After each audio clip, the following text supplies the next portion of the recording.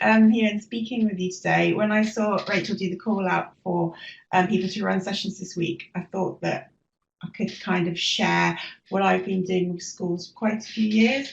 I'm a sort of children's writer, science writer, and book author. And you'll see on my sort of first slide and examples of some of the things that I do. And I also work quite closely with schools, both visiting as an author, and then also in my local primary schools, I run various STEM clubs for children. So I'm going to tell you the story of how one of those clubs, which started as gardening club, eventually turned into an eco-engineering club, which is particularly relevant today to those two themes of sustainability and the fact that it's Women in Science and Engineering Day today. And then I'm going to share a lot of the practical activities that worked really well for me when I was running that club to hopefully give you some ideas to take away. Some things maybe you've seen before, hopefully lots of new things, and I'll share some ideas about where you can go to find extra resources as well, because I always found it was helpful to have as many ideas sort of in the bank as possible that I could draw on when I was running the club. And for anyone who's just kind of newly joined, I'll sort of about halfway through, I'll do a little kind of hands-on making session just to give us a little break really and have a go at one of the projects. It just takes about 5 minutes, and all you need is a piece of paper. Like I've just got a thing I tore from a comic here, a comic or a magazine or an old piece of newspaper is going to be perfect for that, or whatever you have to hand. But don't worry if you haven't got anything immediately available, because it will all be recorded so you can go back and watch afterwards. So as I say, I'm a science writer. I began actually studying engineering at university and ended up changing to human sciences and also doing a lot of journalism. And then I suppose I've gone for a career which really combines those two things, and also spend a lot of time working with schools, sort of both as a volunteer and also going in as an author. And I was also a school governor for 5 years, ending last year when I stopped to do a master's in educational research. And my thesis focused on STEM and creativities and the ways that teachers integrate those two things in primary schools. So I've always thought of STEM clubs as a brilliant way to do that, a sort of brilliant opportunity really to sort of go off the curriculum and start children thinking about engineering or science in a different way and how it sort of overlaps with other areas of their life. So a lot of the ideas I'm going to share with you today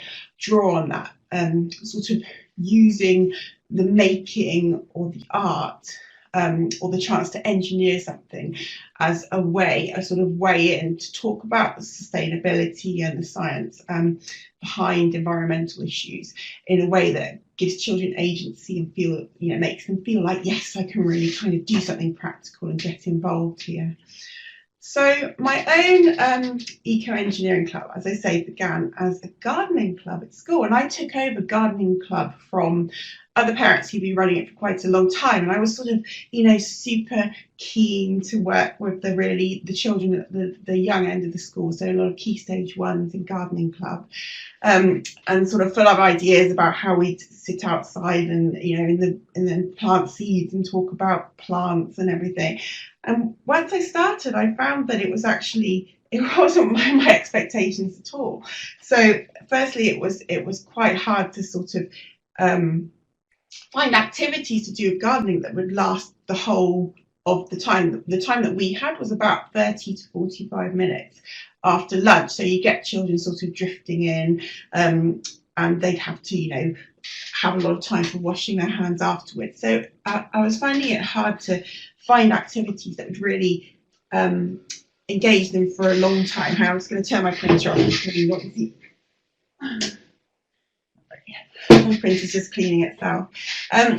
And I found that some of them, once they'd done the planting, and they sort of got a bit tired of weeding in the beds we had available, they were actually going around sort of starting to poke in all the hedges around and about and starting to pull out bits of litter that they found. And I set a group of them one lunchtime on taking that a bit further and like collecting the litter. They have their gardening gloves on, so I say don't touch anything that's not safe, but you can put all this into a bag and we'll dump it afterwards. And then once they collected that, they were so fascinated about what they found, and then all of the other children and children further around the playground sort of coming in to see what everyone had found, much more than they were in trying to sort of do the gardening and doing the weeding and tending the vegetables that we had. So I decided to shift the focus of the club the next term into an eco club. And the first thing we did in eco club is to sit down and I sat them all down, and we had more Key Stage 2 children by then, and talked to them about what they'd really like to do during the time. And everyone wanted to do litter picking because a lot of them had seen this sort of happening during gardening club and really wanted to do it. So I decided that to sort of make this into a bigger activity and make it something worth doing in a club, that we would make our own litter picking grabbers. So that's really where the idea of the eco-engineering started. So just by sort of using part of an idea I found online and then experimenting myself at home, you can see on the slide that we sort of improvised our own grabbers made from household materials. So we've got, I'll show you how to make these in detail later on, but basically like a coat hanger here, a piece of old piping, and a handle, which is basically a pole or a bamboo cane. And it took us sort of one session to make the grabbers, and then the second session we went about litter picking, and we gradually sort of expanded our area from around the playground out into the school field, and then a little bit on the sort of verges around the school and the bushes. Obviously you need extra adults for that, so it's not possible for every club, but they absolutely adored it. So that was how, and they themselves started to see themselves as eco-engineers. So it's really from the children that it sort of got rebranded as Eco-Engineering Club, and we went from there.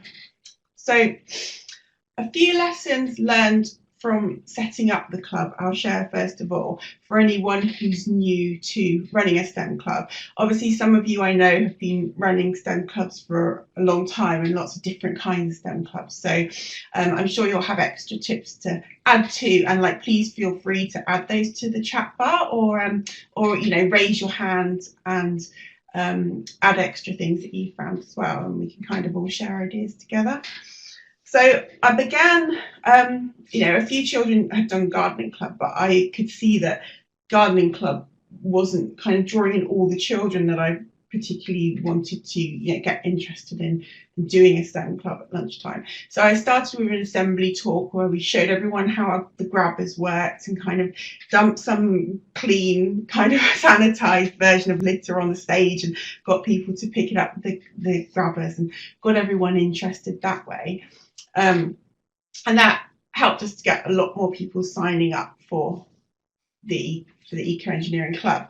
And then we started again with letting the children really have a session where I let them brainstorm what they're interested in. So, what do they know about eco issues? What do they want to know?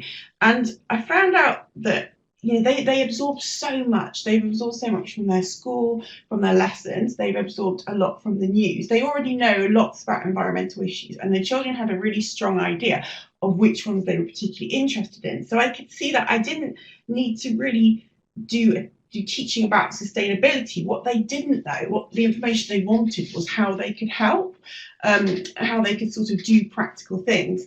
And obviously a lot of children with sustainability issues do get the impression from news reports and from lessons about, say, the Arctic, that environmental issues are something that happen quite a long way away. So it's something that happens in other places. So it was sort of being able to relate the things they already knew about to the local area was a great way for us to get started.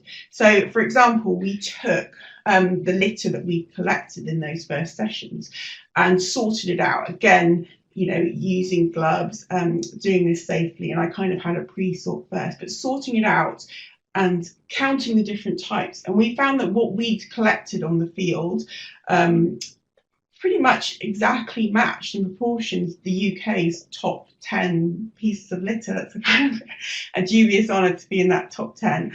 But they could immediately sort of see that rather than litter being a mass of statistics, which is something that happens elsewhere, this was people, in our own village using this kind of public field, and all this litter. It's not immediately obvious, but it's all out there in the hedges.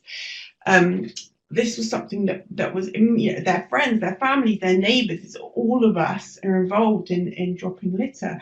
And, I did a little bit of research to share with them. So the fact that kind of in anonymous surveys, 61% of people will admit dropping litter and not picking it up. So just a kind of light touch really with the extra information I added. And I was always really keen to encourage them to be the ones doing the discovering rather than just present them with kind of list of facts about things, because then it just feels more personal to them and they become really emotionally engaged.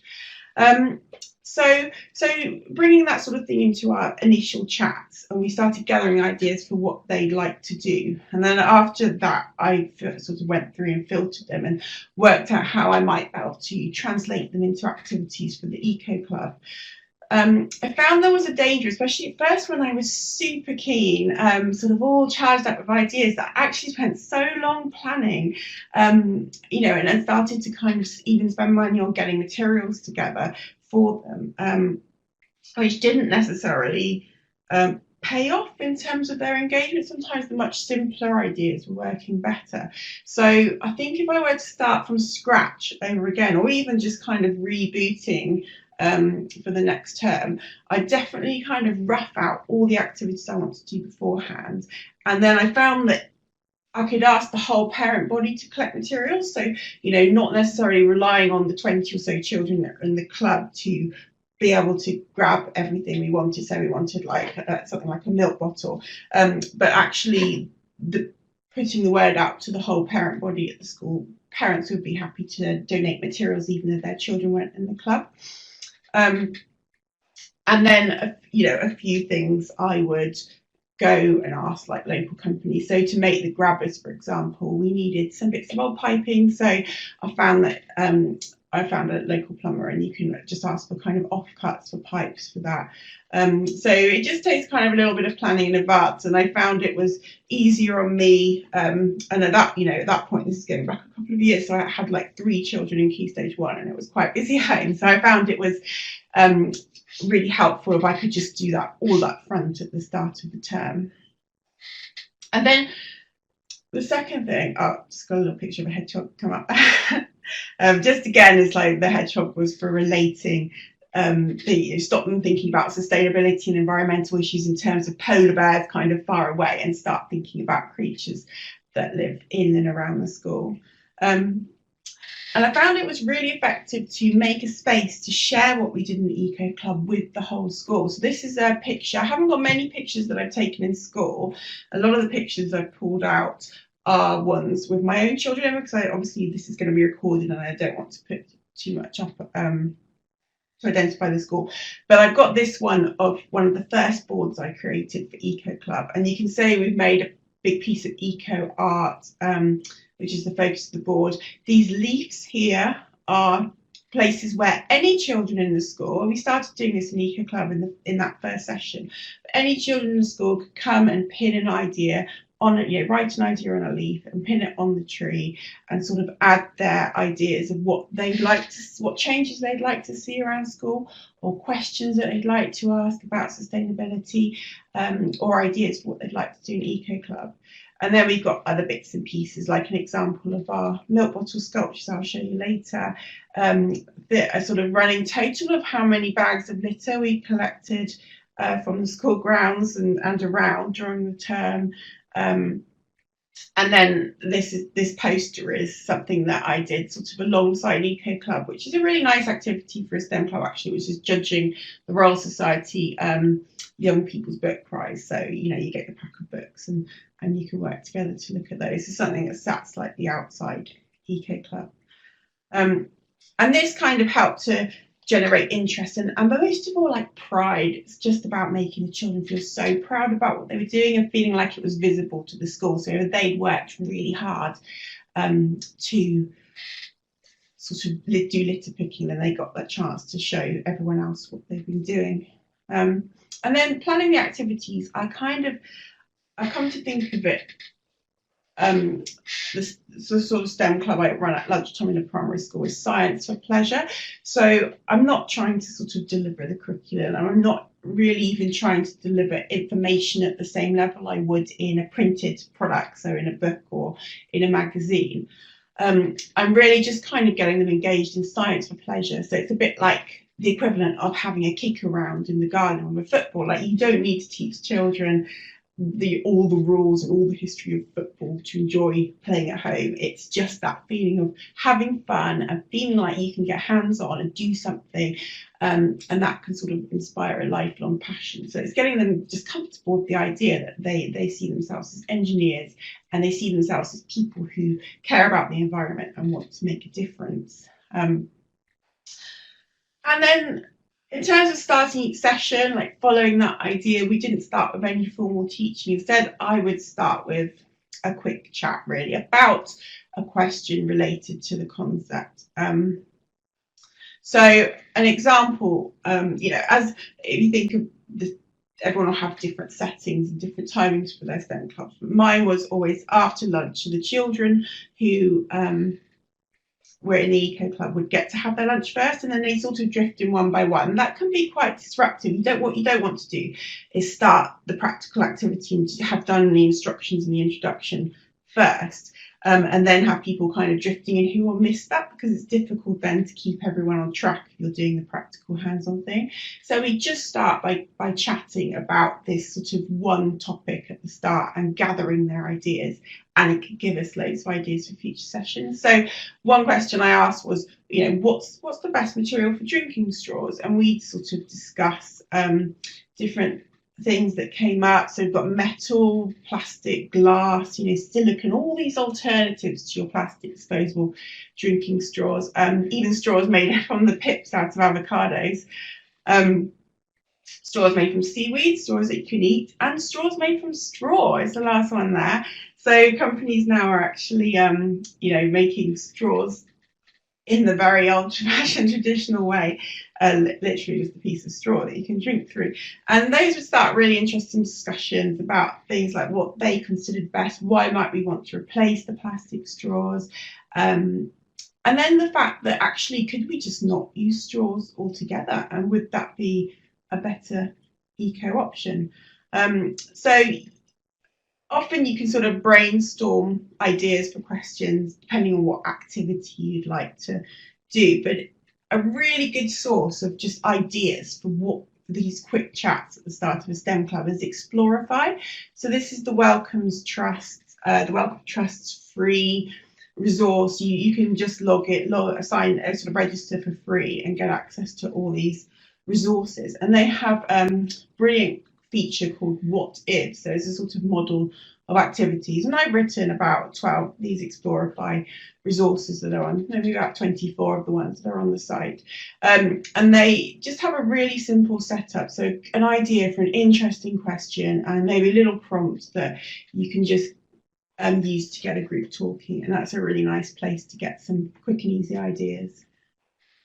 Okay, so I'll move on now to ideas for eco-engineering activities that work particularly well for me. But before I do, would anyone like to ask any questions about that first part about setting up that club? I'll look out to see if people raise their hands. Someone asked what website. Oh yeah, Sarah. Thanks, Sarah. Sarah said Explorify for going on and getting ideas for those sort of chats you can do at the start. And then the great thing about using Explorify like that is that you don't have to spend lots of time. Now, I'm assuming most people running a STEM club are doing it on a voluntary basis, and you don't necessarily want to spend a lot of time doing the research, and then Explorify has all that there for you, so you can get going. Okay. So we'll move on to ideas for the different eco-engineering activities. I'm going to start with the one that sort of started the whole eco club, which is making the grabbers, making your own grabbers to do the litter picking. And I just kind of laid out some photos that I had here. They're not fantastic quality. And obviously I'm not showing any children's faces, but you can sort of get the idea as I'll follow around. You start basically with a coat hanger, and you can ask parents to, you know, ask each child to bring in their own wire coat hanger, or you can ask a dry cleaner if they have, you know, a whole load of spares that you can use for this. Sometimes they'll reject ones that have gone wonky, so instead of chucking those, they can just save them for you and give them to you to use for the club. So we just straighten the handle out, and then tape it to a wooden pole. So garden sort of bamboo cane is perfect for this. Or here I've just used a kind of old piece of furniture. It was like one of those children's toy boxes, which have got broken. My son's all climbed on it, and then I've reused the pole there for making this. And so you straighten the handle of the coat hanger, tape it onto the pole, and then just bend the coat hanger around. Wire coat hanger is really easy to bend, so the children can do this. Bend it into a horseshoe shape, and then we used, to give extra grip, we used some old loom bands which we put on the ends, which were kind of something that was all the craze at the time, and they were getting chucked out in there. So it's a way for us to kind of reuse those, but you could just kind of use a couple of rubber bands.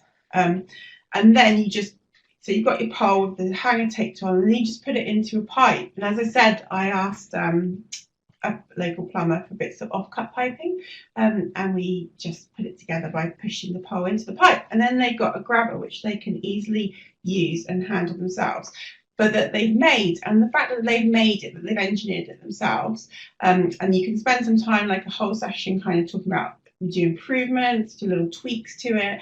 It's a really good project, thinking how they could improve it. And then they can go out litter picking with their own grabbers, obviously wearing gloves. You wouldn't sort of send them off without gloves like my son has here, but they work really well, and they're sort of super easy for the children to use, and more sustainable in that we've made them ourselves out of recycled materials.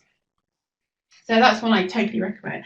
Obviously, we experimented a bit with different animal homes and feeders as we were sort of transitioning from Eco Club to Gardening Club. This is a very simple way to make a bat box. You can find amazing instructions for bat boxes online. I sort of slightly adapted it, but you don't want to mess around too much with a bat box, or it just sort of won't work for bats, really. So it's a good idea to follow a recipe that's tried and tested with bats. But again, just kind of scraps of wood, cut to 3 different lengths.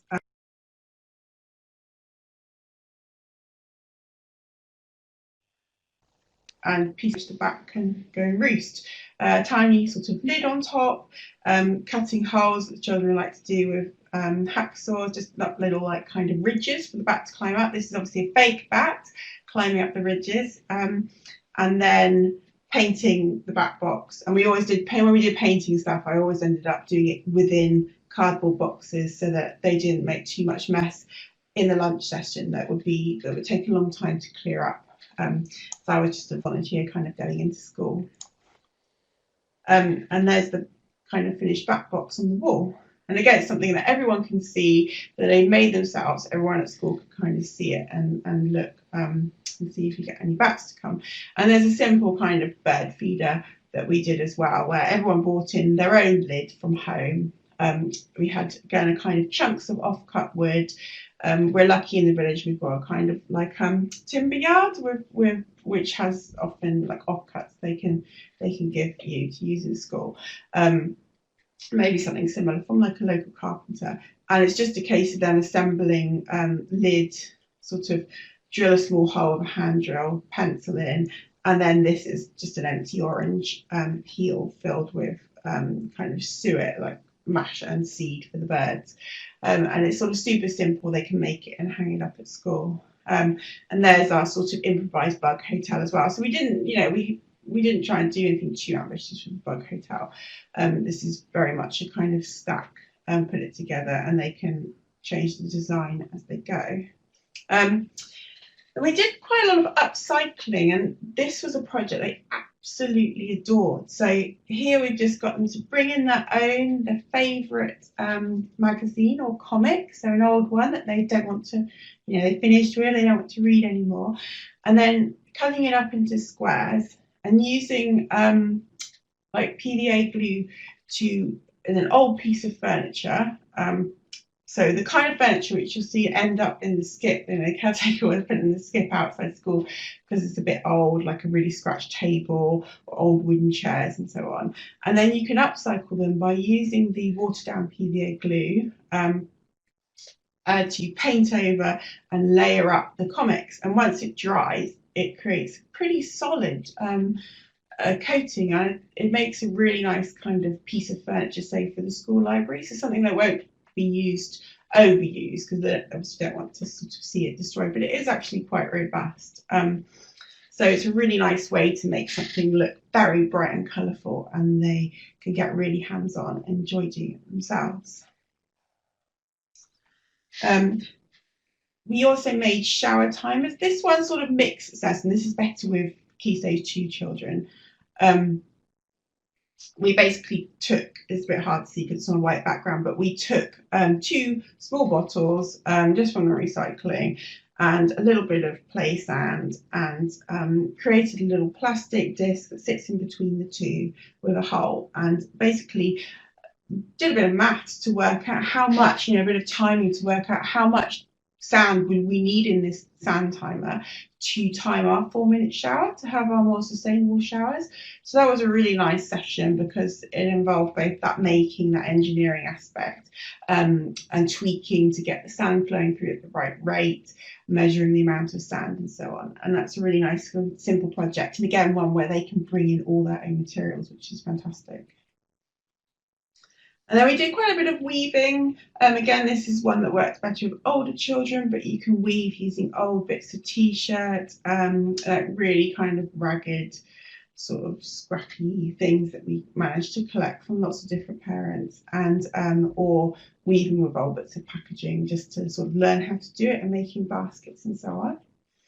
And then this is the one where I was going to show you how we did it. And again, I think it's because it involves comics and their own sort of magazines and that personalization. But they really loved making these flower pots out of old bits of comics. So I'm going to show you how to do that now. If you have a piece of paper, I'm just going to try and tilt this down and put in a little platform so you can hopefully see my hands quite well. I was hoping to use my little proper webcam thing, but I couldn't get it to work with Adobe Connect, so hopefully you can kind of see okay what I'm doing. So it doesn't have to be a particular size, and this sort of thinner magazine or comic paper works really well, and they can basically just choose their favourite. So you just start by folding a paper in half, and you've got like so. Then in half again, like that, and then just unfolding it so you've got your crease down the middle. And the end that's folded, we're just going to fold it up to the centre on both sides, so you end up with a point like so.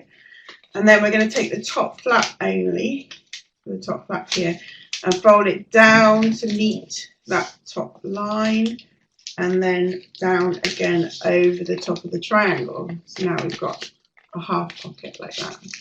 Okay. And now I'm going to flip the whole thing over. And before I fold it this time, I'm going to fold it each side to the middle.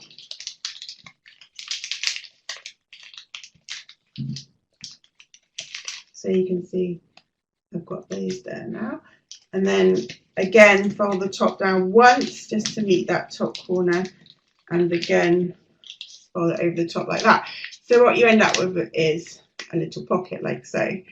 And then I'm just going to fold the point up just to kind of and unfold, just to make a little crease there.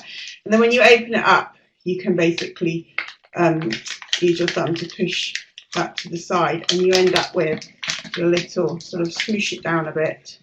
You end up with your little sort of square folded comic book flower pot, which is obviously themed according to what their favourite comic is. So that was kind of a wonderful way to make them suddenly a lot more interested in that seed planting, so we could keep that garden going, we could keep that kind of gardening club aspect going on in the background, so we didn't want to completely give up on our beds and so on.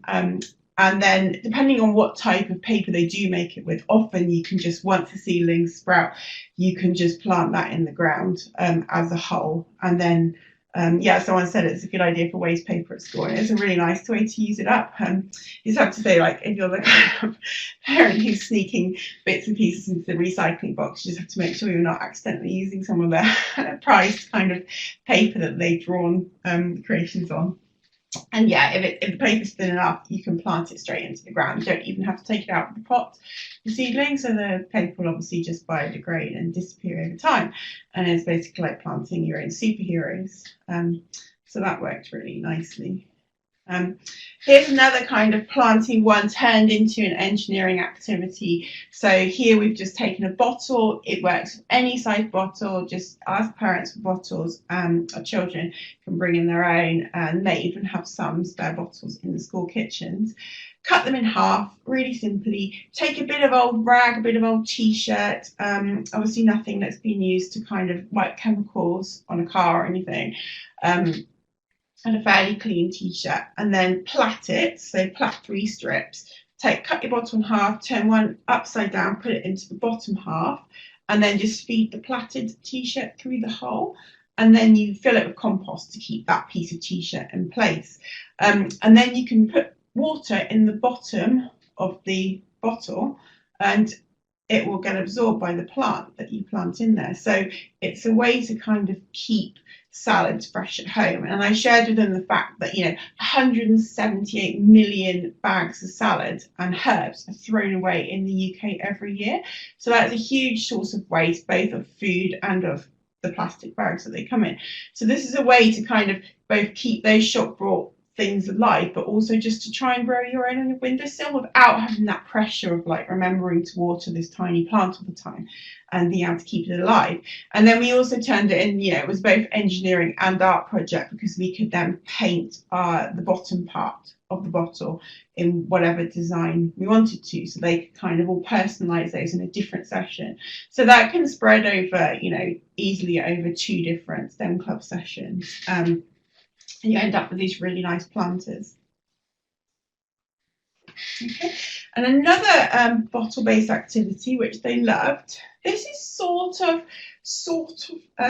engineering, probably possibly more sort of arty, sculpty, and I'll show you making one now. Is these bottle birds, which is an idea. I saw them hanging up at a National Trust lights event, and I just was determined to work out how to make them myself. So I experimented at home quite a lot with how we could simply make them and make it work for a STEM club. So basically you take your empty milk bottle and we're just going to draw a sort of a simple shape on it. This is going to be the bottom of our bird, and we're going to draw kind of up the side, a long top to make 2 wing shapes, and then it's a sort of, so it doesn't have to be precise, the shape, but roughly that kind of C shape at the end of the bottle.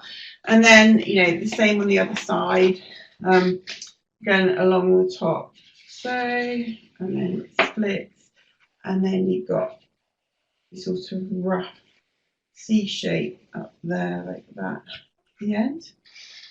And then you just kind of start to cut the bottle, so to sort of find a way in. Now, this is it's not impossible for Key Stage 1 children to do this with the school safety scissors, but it is a bit easier for slightly older children. So I'd say kind of year 3 upwards do it with no problem at all. And again, the Key Stage 2s can easily copy the shape that you draw, but the younger ones might need you to draw the template for them. So I'm just cutting out the C shapes. I'm sorry, I haven't got a hands down camera, which will make it easier to see. Cut that bit off. And you can do like, you can experiment even with making different species of birds and trying to copy the types of birds that you see around you at school, and then just follow the sort of natural line of bottle at the bottom, cutting out that V shape. So we basically removed the end of the bottle and we have that shape. And then all you do is take the bottle and sort of turn those parts inside out. Bringing them around. On this side. So it's lovely and hands-on, and it's just a really nice sort of different way to make a bit of recycled art, and then you can turn those tail parts inside out as well.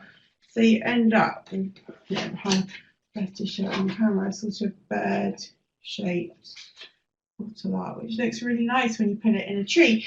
So we all made those, and as you can see in the slide, someone said, you could have you could give them faces. Yeah, I think the faces are probably referring to the other project with the hairy plant pots, but they actually gave their bird bottle things faces as well and tried to make them look like different birds. And this is the tree in the school grounds with all of the bottle birds hung onto the tree, and they just absolutely loved that they could show, suddenly all of their friends and people who weren't in our eco club could see what they've been doing, and these stayed up for a whole term, very waterproof, and just made the tree look really pretty and gave our club a real presence in school, which was really nice. And then they took them all home at the end of the term. They do kind of slightly fill up with leaves and things, but they're kind of easily washed in order to take them home, which is really nice. Okay. And then sort of continuing a little on that art theme, we also did a few other displays, and often with a display we take just one single fact about, say, sustainability, the way we live, environmental problems. So in this case it was this UN fact that unless we take action, it was within the next 12 years or so, our oceans will contain more plastic than fish. And then we used that to come up with an idea for an art project, and this is one I did. I've done this in the STEM club, and then I also did this for an eco living festival as well in Cambridge, and this is the one we created there, which I have a nice picture of, where each child, we collected all this kind of recycling, all this plastic waste, and turned it into sea creatures and made it into a big poster with our one fact up there for other people to see and kind of look at. And it's a nice way to kind of do a big poster project together as a STEM club rather than individual sorts of pictures. Okay. So I said I was going to talk a little bit as well about the way these kind of came into books, because then when Ren and Rick asked me to I'd already done quite a lot of writing about environmental issues. So one of the first books I wrote was this, 23 Ways to Be an Eco-Hero, and quite a lot of the projects are kind of nicely laid out in there with the step-by-steps. Actually, the water bottle one is in there, for example. The shower timer one is in there, kind of all laid out. And I also do sort of step-by-steps for With Hot Bang magazine, in Emmy's Eco Club, which I wrote for the first year that it was going. So lots of different ideas step by step. But for these two books, This Book Is Not Rubbish and This Book Will Help Cool the Climate, I really wanted to sort of do it slightly differently, using the structure, if you like, the way that we'd approach that eco-engineering club. So we're trying to sort of start off with a hook, so something to get them really interested, maybe in an unexpected way, and have the sort of version of that interesting discussion about the issue. And I did that by kind of using ideas which hopefully are appealing to children, which make them think, oh, okay, that's kind of unexpected. I want to know more about that. So things like ditch the washing up, ban on baths, eat ugly food, snack to save the world, let your garden get messy, don't hand in your homework, anything kind of relating to mixing things up at school and doing things differently would really get their attention. And then making sure that not only was I giving the information about the issues and about how we can live more sustainably, but actually giving them the opportunity to do something practical themselves. So we're not just in either of these books, I'm not just trying to kind of dump information on them, but to to give them ways that they can actually do something, and it's often something quite engineering focused or art focused, so they can get really hands-on and have a good time as well. And then we come out, instead of kind of exacerbating that eco-anxiety that, you know, you read about children looking at headlines and feeling, some children feeling incredibly anxious about what they're reading, they come out with a feeling more of hope and of positivity. And I really see it as sort of them learning, you know, obviously they understand that just doing these tasks isn't going to change the world in itself, but the more they get involved and hands-on, the more they feel like there's the potential to do that in the future, and it's something that they want to think about and want to get involved in. So by the time they are in positions of, you know, making decisions, having a vote, working for businesses, they're going to be thinking back into those sort of activities they did, and that the things they learned about sustainable living. And there's lots of activities in there that aren't necessarily like engineering related, but that work really well for schools. So I just pulled up on things like adopting a tree as a STEM group, making your tree feel loved, and just doing different projects based around their tree. We're really lucky. We've got a little forest area at school, and we've got a big field with lots of trees, so we could do that, exploring our tree in different ways. And then things like other things you can relate to engineering, things like electronics using salt dough. So quite a nice sustainable way to do a bit of electronic engineering, and with that creative element, so making that dough that will conduct electricity and using it to make simple circuits, but also make them look very beautiful. Things like recycling soap scraps, and the engineering component of that will be making the molds for your new soaps. So how are we going to make a mold? What shapes do we want to do? We've got to really pack the soap in, so it has to be strong and so on. And again, each child can do it in a different way, so it never feels like they're just following instructions, or like a foregone conclusion what's going to turn out. They each get to put their own creativity and ideas into that. If you have a kitchen area, you can do cooking alternative snacks, alternatives to popular lunchtime snacks that are high in palm oil, so alternatives to those sort of processed cereal bars, for example. And we did making bags and pencil cases out of scrap fabric, and even things like building a moth trap, which is that one I showed you in the Emmy's Eco Club. It's a nice eco activity, and I'm a bit obsessed with moths, so I'm always like keen to kind of do the moth trapping. It's a very humane way to trap moths, but even kind of working on your design for this basic moth trap, and how you're going to make sure that the torch stays in the right place, and that the light will be there for long enough, and how you make sure the moths go down into your egg boxes rather than just kind of flying off again, so you can have a good look at them. It's a really interesting engineering challenge, and they can get really involved in that part. So you're not just relying on being able to kind of open it up the next day and find some amazing moths in there. Even if you manage to attract no moths at all, then you've at least you've still done a really fun challenge. And then some other ideas about organising as a club. If you're working with older children, they like to organise an end of term event as a club. And some ideas, I'll say a swishing event where people can swap clothes, toys, anything they want at school, selling some of the things you've made or upcycled. So if you've made something like the shower timers, or you've made the plant pots, say, and planted your seedlings in them, you can organise a sale, and that can fund more of your eco club, or you can put the money towards an environmental charity. And then even the idea of kind of setting up a museum of climate change, where you're challenging different areas of the school to display what they've been doing and showing what you've been doing in Eco Club, and inviting everyone at the end of term into your kind of museum of climate change to have a look around and get ideas themselves, and maybe combining it with things like the swishing events. So lots and lots of ideas. I mean, there's so much that I've kind of written about, but I've just picked out some I thought worked particularly well. But if anyone has any questions, we'll do some questions now in the last part.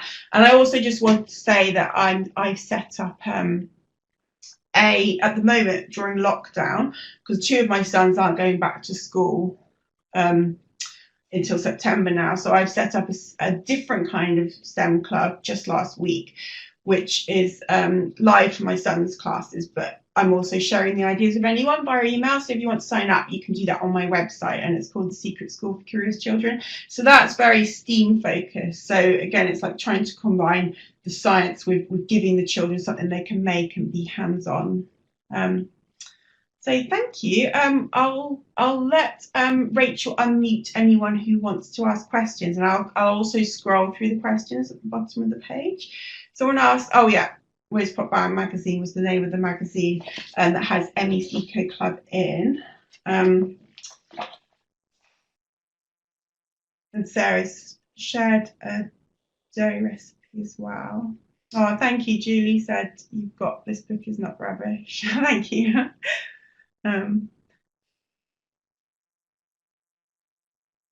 Yeah, and Laura says that it's a really good chance for Key Stage 2 to support Key Stage 1 as well. And I think that's definitely true. Like I definitely found it hard when I had all Key Stage 1, and I think aiming for a mix, maybe like capping the numbers you have from each group is a good idea to balance it, because if you have 20 or 25 Key Stage 1s and they've just come out of lunch and they're all arriving at different times, it is pretty hard to get them to do hands-on things in just half an hour.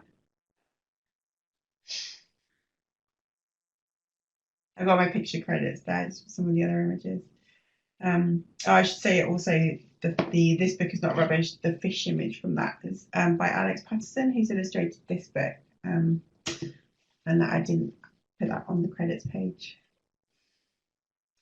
So Laura says you have anyone who can turn up. So is that totally free to turn up to choose then each time if you want to come or not, Laura? How do you handle the leaving? Yeah, the leaving is tricky sometimes, and especially as we all have to. We got used with gardening club for finishing, 10 minutes early, because it would take 10 minutes to get them to wash their hands and to get in the correct cues for lining up. So it always ended up feeling a bit rushed. I suppose the ideal would probably be a slightly longer after school session. And it's more challenging to run it over lunchtime. But then the good thing about running it over lunchtime is that you can kind of get a sort of broader mix of children, I think, involved, rather than just the ones that are able to come to after school clubs. And then a lot of boxes, I'd say, as well, for leaving. If they're in the middle of something and it's time to end the session, you just have a massive cardboard box ready and everything goes in there and it's pretty much untouched until the next session, so they can pause things in the middle without you having to tidy up the whole working space after they've all gone. And lots of people saying they're getting ideas for their school eco clubs. You're very welcome. It's a pleasure to share the ideas. Thanks, Isabel. That's been really, really great, and it's clear from the comments coming through in the chat that a lot of participants are finding it really useful and taking a lot of ideas back to their school and perhaps to their own families as well. It's really great that your activities, it's not just about doing activities that you've talked about with us, it's about ways of thinking when we're approaching the subjects of climate and sustainability and environmental subjects with students, particularly what you were saying earlier about not being too alarmist or too negative with these really young students about the issues, but also focusing on the positive things and the progress that we can make. It was really great too that your activities and books and the projects you've worked on don't solely focus on things to make as part of their STEM clubs, but encourage the students to make changes in the things they do in their everyday life that work towards a more sustainable way of living long term, which I think is a really important thing to instill in students at this really young age. So it's not just about making things, but it's about the choices we make and the way they live their lives and things like that, which hopefully can rub off on their families as well. So that's really... they love to share. They've made something, they're much more likely to go home and share it with their family and share what they've done in the club because they want to show it. even the really young children, and then they'll start talking about it and sort of internalizing some of those messages. And it's just making it a fun experience, making sure it's a fun experience, making sure they feel that there are practical things they can do, so you don't end up, getting left with that feeling of hopelessness. And it's much more positive emotions that they're left with. And when they think of Eco Club, they're thinking of positive things rather than sort of what's happening to the planet. Because it can be really alarming. And I think a lot even in adult press and things, there's so much about climate change and what's going wrong, and statistics that are just really, really alarming. And there is a lot out there that's really positive as well, and we hear less about that. And I think that's something that we really don't have to not forget, that as alarming as it can be, progress is being made in a lot of areas, and there is a lot to be positive about. And it's really important that our young people hear that as well. And like you say, if you've got your young students coming home clearly caring about this stuff, then their parents will probably see, oh, this is something that's really important to them, and start thinking about the choices they make and the things they buy and how long their showers are and the amount of plastic that is in the house and they're getting through and things like that. So I think the fact that if their children care about these things, it inspires the older generation to start thinking about things as well. So thank you very much. That's been fantastic. You're very welcome. Thanks everyone for listening along. I'm going to have a lot of paper pots around my house now. They're quite addicted to make once you start making them. They all pop up and you think, why would you ever buy pots from the garden centre or anything once you know how to make them? I know, you do see things like that and think, why don't we do that all the time? Why aren't all pots made out of that? Pots dry out, you can collect and dry out the seeds yourself as well. If you're going to do the STEM club, it's going to go on for more than just one term, so you can plan really far ahead and actually collect your own seeds as well to put into the pots later. So I like the idea. I like the idea someone had of sending the students could use them to take home seedlings, so they could make their thing and then take home their own seedling. So that reduces the resources that the school needs to send the students home with pots of plants, and they can personalise them with their own, like you say, cartoons or paper that they like, or draw faces on them or write their names on them. It's a really good idea. Yeah, it's important. I think it's really easy to fall into the trap when you're running a STEM club of just thinking, oh, I must make sure there's enough to do, and I must make sure it's so good, and then you end up maybe just trying so hard, you end up buying things, or you end up kind of spending ages collecting things. And I think once you get an eco slant, you're automatically thinking, actually, what can I reuse? How can I turn scrap into something else? So it sort of changes. It took that pressure away from me as well, I think, in terms of thinking what materials do I have to collect and bring, and just made me think differently about it, which obviously has its own eco impact as well. I probably used to, when I started off doing school visits as an author, it was all about kind of, googly eyes and stuff, 10-12 years ago. And actually, they're a type of plastic that can't be recycled at all. So it's made me sort of rethink how I do hands-on activities with children as well.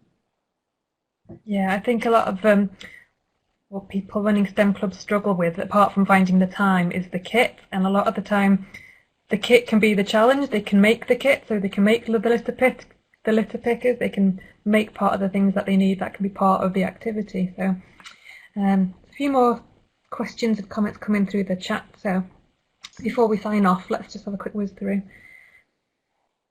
Yeah, a really nice way about linking it to that idea of change and kind of following the cycles that happen in nature, and linking that in with the activities you do as well. A couple of people asking, what is the WPB club you subscribe to? So my club that I put up is just mine, just on my website. Whiz Pop Bang is one of the magazines that I write for, and it has in it we started Emmy's Eco Club page, so it's one page every month where it has Eco Club ideas. So when we started it off, I was writing that page. So a few of the ideas that I shared today that I used in my STEM club, I adapted in that kind of magazine format as well. So the one I was holding up was about how to make a moth trap. So it's a page within a magazine, the Emmy's Eco Club.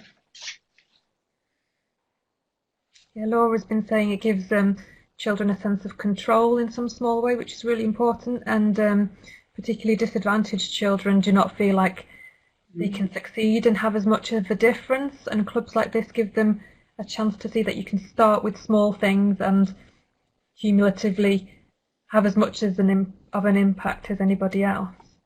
I think that's a really important message for them as well.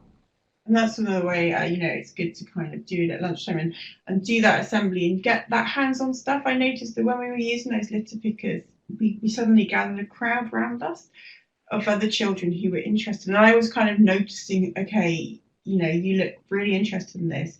You haven't signed up to the club, but, can I then go and ask the teacher if this particular child would like to join? And you can kind of draw children in like that to a lunchtime club, which is really nice. Yeah, Brenda's made an important point as well about change and climate change and environmental change, and that it shouldn't always be construed as a negative thing.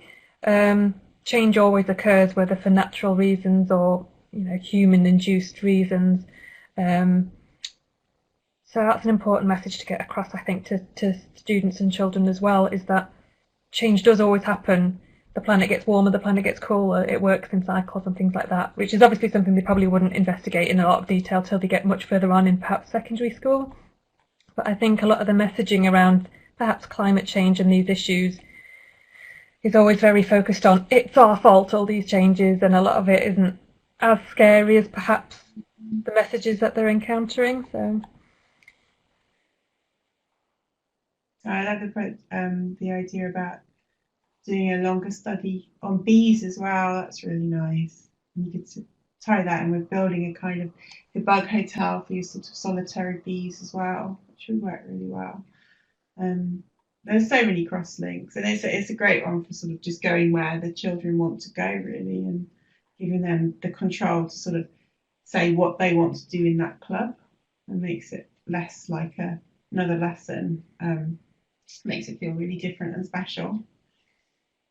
Yeah, we need a lot of bee love at the moment, don't we? It's not doing so well.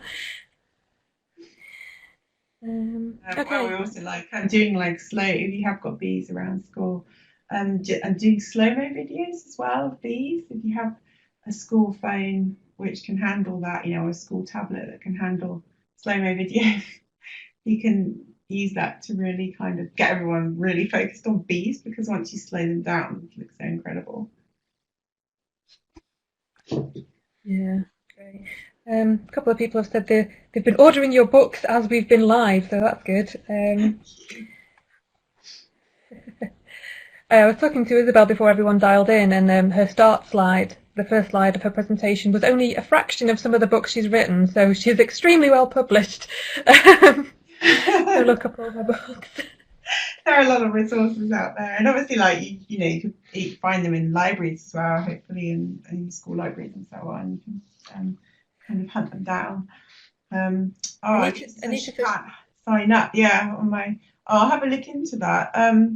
People were signing up okay yesterday, so I don't know if MailChimp has capped my audience or something. But yeah, a lot. I'll go and have a look. If you send me an email if you want, I'll put my email below, and I can subscribe you automatically to my STEAM club, my secret school for curious children. So I'll put my email in here now, and I can do that manually.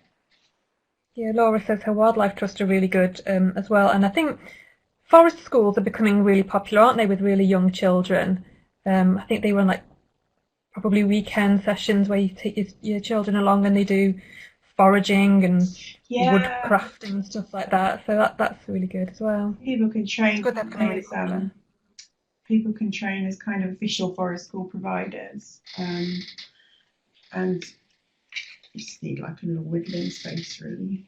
But we were kind of, we had our school field. We don't have a huge space, gardening club was just in kind of like 3 raised beds. So you can do this in, these sort of things in a school of any size. And sometimes we worked outside if the weather was good. Sometimes we were just in a community room or even the school library if we're not doing something too messy. So we sort of moved around and just tried to fit in where we could. Oh, well, we've overrun slightly, but we'll wrap it up there. And like I said, this recording of this webinar will go out on our YouTube channel. So it's youtube.com/stem.learning. It's in the chat further up somewhere, and it'll go out 12 noon on Friday, and then it will be on YouTube thereafter for you to replay whenever you like. So thank you everyone who's dialed in. I hope you've well, you obviously have found it useful. It's evident from the chat, and you take these activities and ideas back to your clubs, whether they're running now or whether they're still in abeyance until we can reopen schools, or perhaps do them with your own families and friends. So thank you again, and thank you, Isabel, for your time. Thank you for having me. Really brilliant. Thank you. Thank you again. Bye. So bye-bye, everyone.